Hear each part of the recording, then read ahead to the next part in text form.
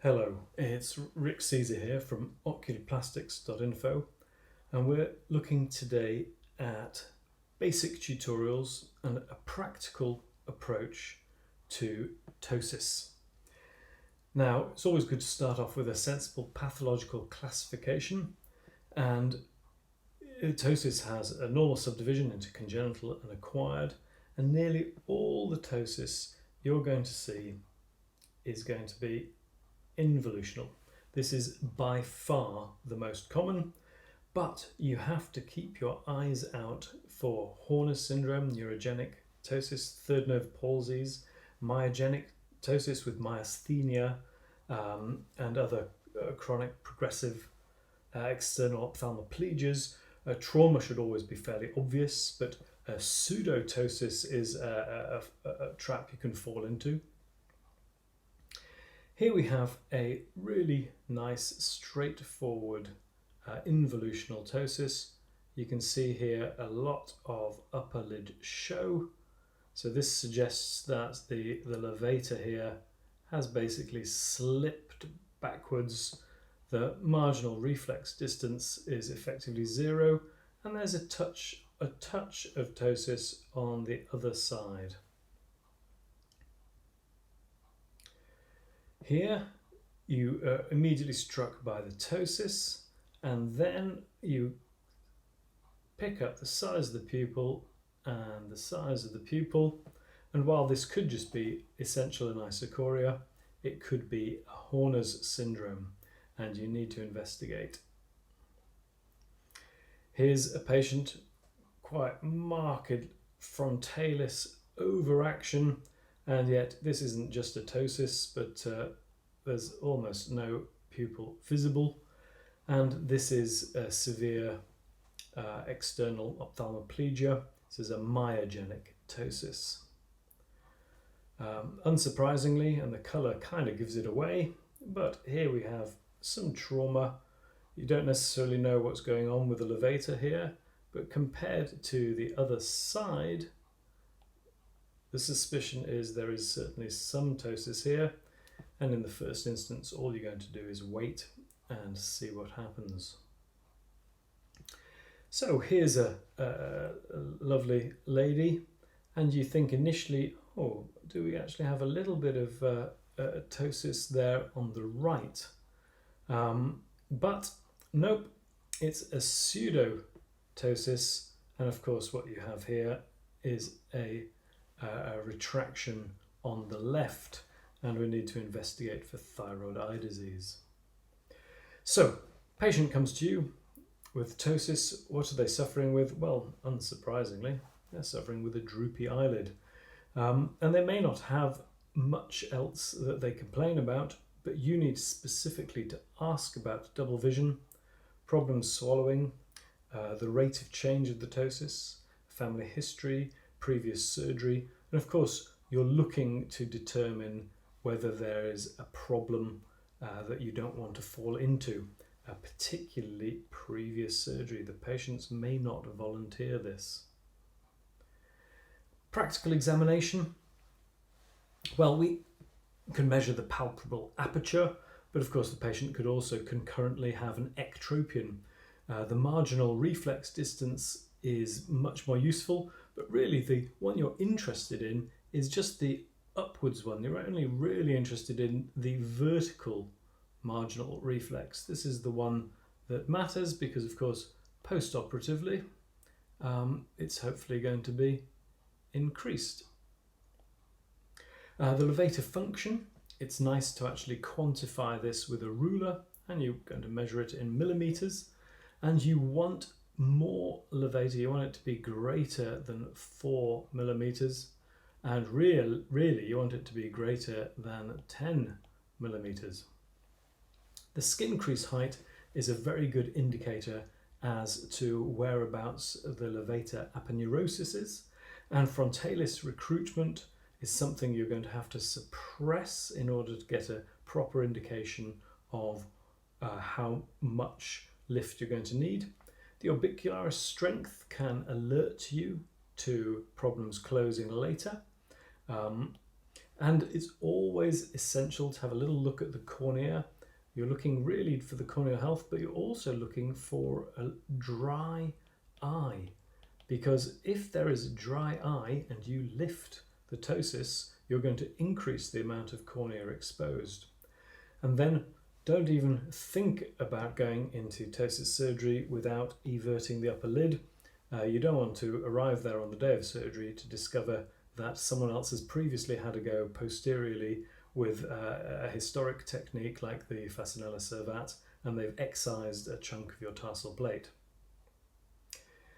Now, you don't want to fall into any of the ptosis pratfalls, so you've really got to look at the eye movements. You want to see if there's any third nerve palsy. You've got to consider the pupil size to pick up Horner's.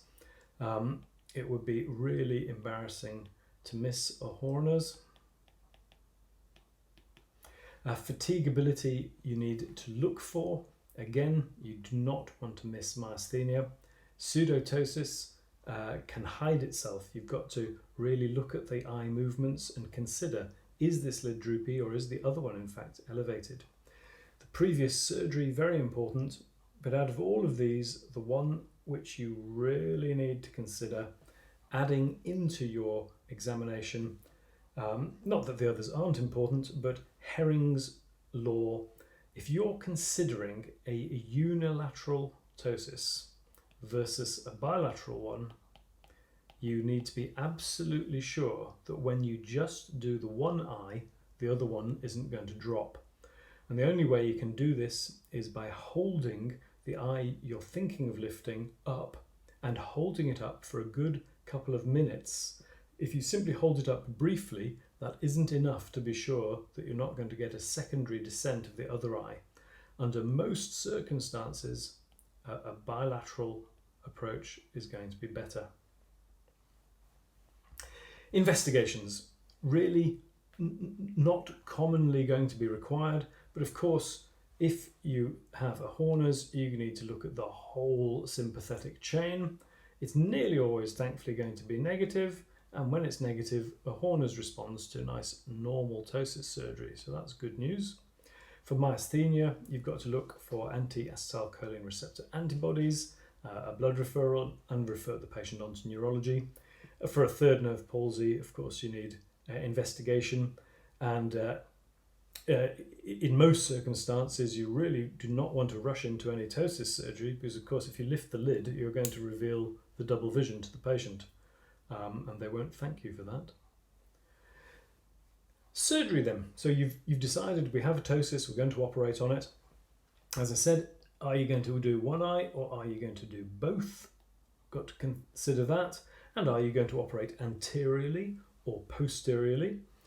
Into that, of course, comes consideration, is it going to be local anaesthetic? Is it going to be general anaesthetic? Beware sedation. Sedation can make the surgery much more difficult. You want to consider the brow position. Is there pre-existing dermatochalasis? Are you going to induce some dermatochalasis? In which case, do you need to add a blepharoplasty? And again, as mentioned before, if you increase the corneal exposure and there's some dry eye, do we want to start some extra drops pre-surgery? Now, all surgery is based on a fine and thorough knowledge of the anatomy, but ptosis surgery really does need you to know what you're doing in terms of anatomy. So here's a nice little pre-drawn diagram, and obviously you can see what's going on straight away.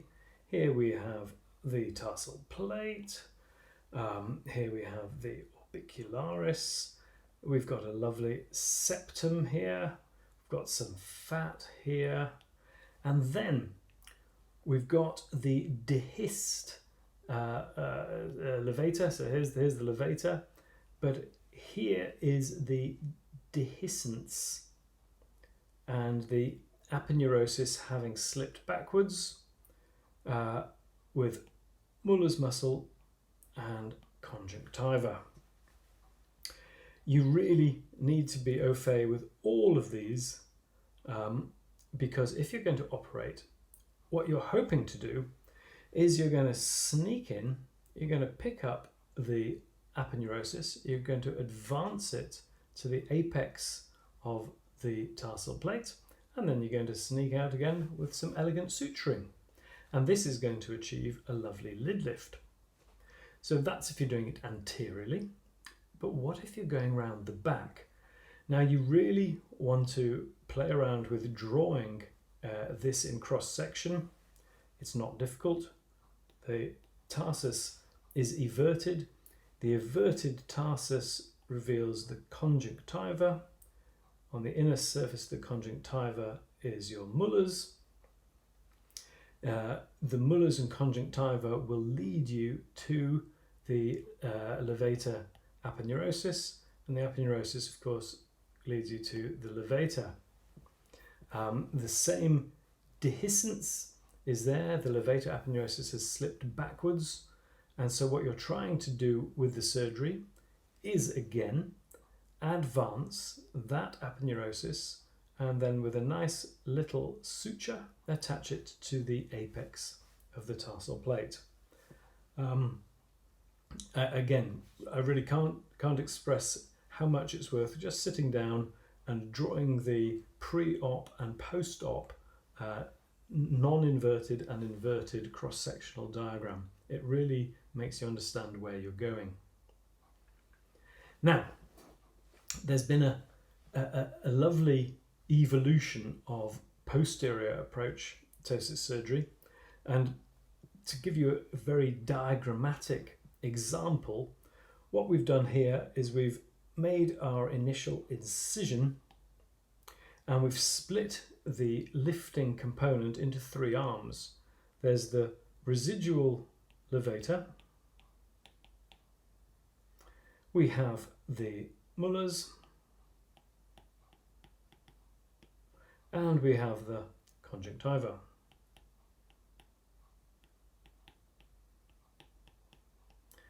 Now, the conjunctiva does not provide a lift. The lift comes from the levator muscle. But the levator muscle transmits that lift to the upper edge of the tarsal plate by means of the aponeurosis, mullers and conj combined. So, you can consider an evolution of techniques. So, to start off with, the first technique involved an excision of mullers and an excision of the conjunctiva. So they were both excised. The suture was passed, overshot there. The suture was passed, and that suture went all the way to the apex of the tarsal plate. And this was a conjunctival and mullers resection. But of course, what it was doing was in fact taking the aponeurosis, which was still attached to the mullers, and it was basically the aponeurosis that was being advanced by the mullers. The next advancement in the posterior approach was to preserve the conjunctiva. So we'd preserve the conjunctiva and now would still dissect down, and once again there'd be a little stump of mullers. The stump of mullers would again be picked up with the suture and advanced to the apex of the inverted tarsal plate.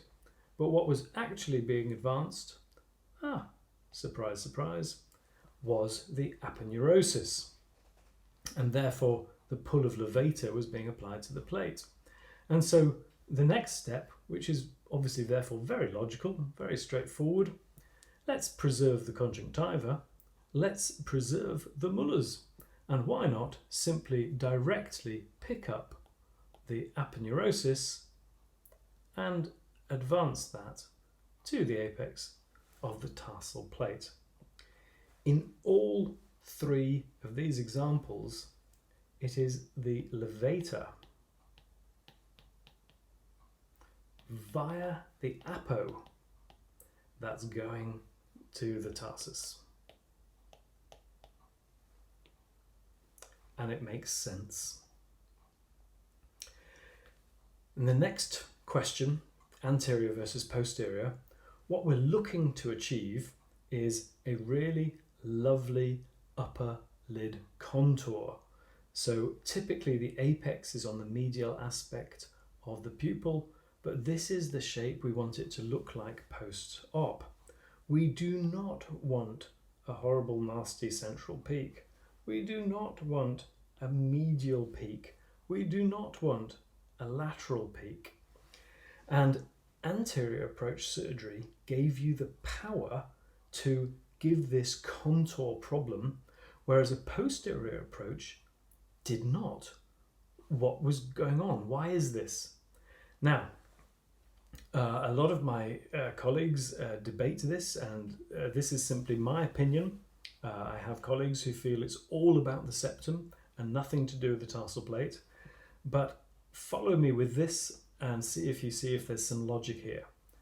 Traditional teaching for anterior approach took our sutures and placed them at this position on the tarsal plate.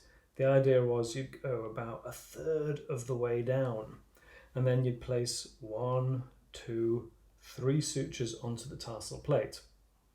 Now, we know the natural flow of the levator is in and down, and then it spreads, but it does not go a third of the way onto the tarsal plate. That's simply not what it does. When, however, we did any posterior approach surgery, the sutures were attached absolutely at the apex of the tarsal plate. And I believe that this is the key. This suture placement is the most important thing to give you the contour you want. So, if you're going to do an anterior approach, this is where you want your suture to be placed,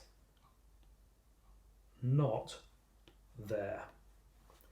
And if you're doing a posterior approach, well, inevitably this is where you're going to put the suture, coming just here, and absolutely that gets a nice big tick. That's exactly where we want it. Now, the phenylephrine test is again loved by many but not used by everybody. If you place 2.5% phenylephrine to both eyes, about 3/4 of them will elevate, Muller's muscle will contract, and if you're choosing a posterior approach anyway, this can give you a lovely, reassuring result, which you can then show the patient in the mirror, and everyone's happy. But it does not mean that a posterior approach won't work. In other words, if you think a posterior approach aponeurosis advancement is still the best approach for your patient, you shouldn't be put off by a failed phenylephrine test. Now, this brings us to that crux. So you have a patient with a ptosis. Are you going to do an anterior approach or a posterior approach? Well, there's a good principle in any surgery, which is do the least damage. And so, if you do not need to remove any skin, there's no dermatochalasis, you're not going to induce any dermatochalasis, it's a younger patient, well, posterior approach, absolutely ideal. If, however, you absolutely need to do a blepharoplasty, well, to my mind, the anterior approach then seems to be logical because you're there. The question really is, of course, are you going to damage the septum or the conjunctiva? And I have colleagues who would do an anterior blepharoplasty and then evert the eyelid in order to do the posterior approach ptosis repair, preserving the septum. as they prefer this and they feel they get a much more reliable contour. My argument is that if you're placing your sutures to the absolute apex of the tarsal plate, you should be getting exactly the same contour. But the bottom line is there's opinion on this. The jury's out, there's no answer. What's really nice when you talk to lots of different ptosis surgeons is they all do it with different sutures in different ways, and thankfully we're all getting some very nice results. Sadly not always, but often enough. Now, local versus general. Well, if it's a young patient and they want a general anaesthetic, the empiric nature of a posterior approach is very satisfying. So let's have a look at some examples. This is an anterior approach unilateral, which is comparatively rare. Insofar as through Herring's law, it's much more likely that when you elevate this lid, this one is going to drop. However, for this patient, that was not the case, and a straightforward, a left-sided anterior approach, and the reason I chose an anterior approach was as this lid lifted, there was going to be some induced dermatochalasis here, which I wanted to trim off. And so by doing an anterior approach with the upper lid blepharoplasty, the lid crease is very similar on each side. Those of you who are sharp-eyed will have noted that this patient was indeed a Horner's, and that's why it was a unilateral ptosis. Anterior approach bilateral, very much a workhorse for patients as they get older. Here you can see the levator dehiscence. We have some dermatochalasis. Therefore, as this lid comes up, the dermatochalasis is going to be induced on this side. So a combination of ptosis and blepharoplasty should lift the lid.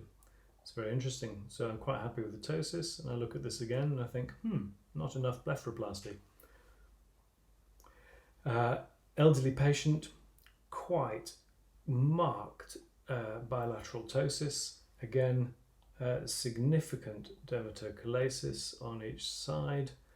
So an anterior approach seems very sensible. And here, a subtle blepharoplasty on each side has given us a nice result.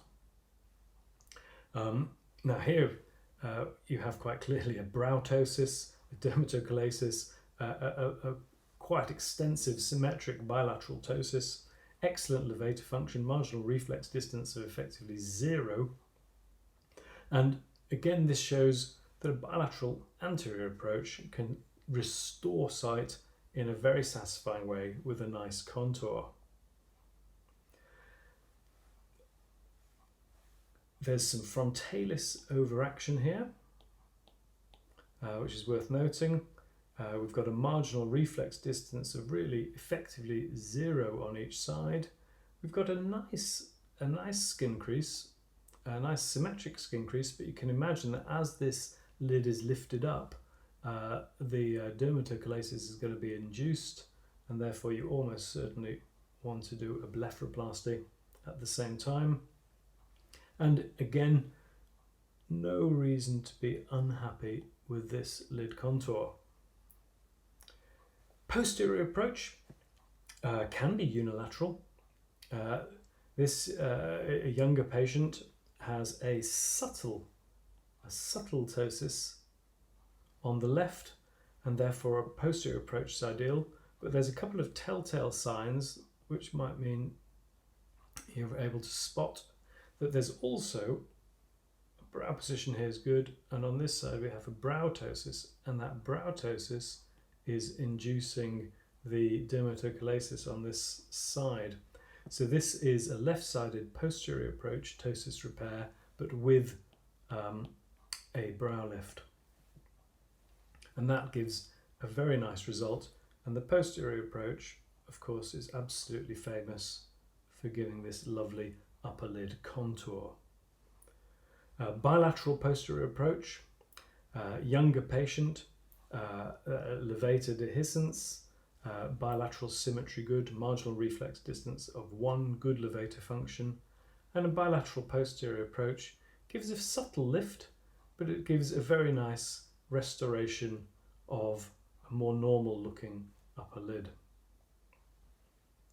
Here again, there's the option of a blepharoplasty because this will be increased, but the dermatochalasis here is subtle, marginal reflex of 1 versus 1.5, so a tiny bit more needed on the right, good levator function, and effectively the position is up, but it's not massive. And the feeling I have is in fact that again more blepharoplasty would be nice. Special situations now. In the situation where the levator is not working, or for patients who can't have surgery, you have to think of a different approach. Now, if the levator function is too poor that you can't use the levator to lift the lids, there's a lovely technique if the frontalis muscle is working, whereby you take silicone tubing and pass that into the forehead such that the patient can use their forehead muscles to hold their eye open. And this can be very effective. So here you can see the pre-markings for where the silicone is going to go. The marginal reflex distance is next to 0 on each side. You can't, with this technique, you can't take the eyelid too high because there's always a risk that the patient won't be able to close their eye fully afterwards. But you can still get a good functional result. The scars sometimes indent a little and sometimes are visible, but the shape of the lid should be good, and if you get a nice result, it can last for many years. Now, the silicone tubing can unfortunately become infected, but it's very easy to remove and replace. This is an operation that's very easy to do again. And to leave you with that patient we saw right at the beginning who isn't suitable for surgery, but is actually managing quite fantastically well, and I'll show you why. Because of a magnificent pair of Ptosis props attached to her spectacles. And to give you an idea of how old these are, just have a look and you can wonder just how many times has that been repaired and how many times has that been repaired. But these are still working beautifully. She was very happy with them and didn't want any surgery.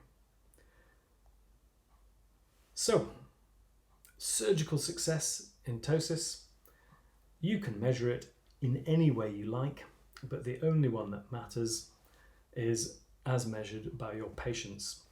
Are your patients happy with the surgery, or do you need to do it again? And a typical redo rate is quite high.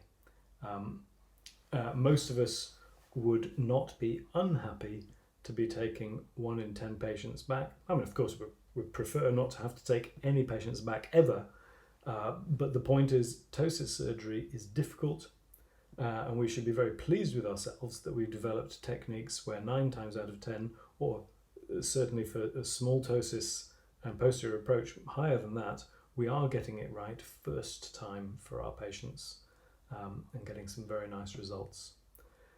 You'll be very entertained when you talk to ptosis surgeons, just as mentioned earlier, by the spectrum of different suture materials people like, by the range of different techniques, and YouTube and websites remain a fantastic resource for people to show off their specific technique. You need to know your anatomy, you need to learn some techniques and then refine them, and then apply your refined technique to your patients, and you should end up with some very happy patients. Thank you.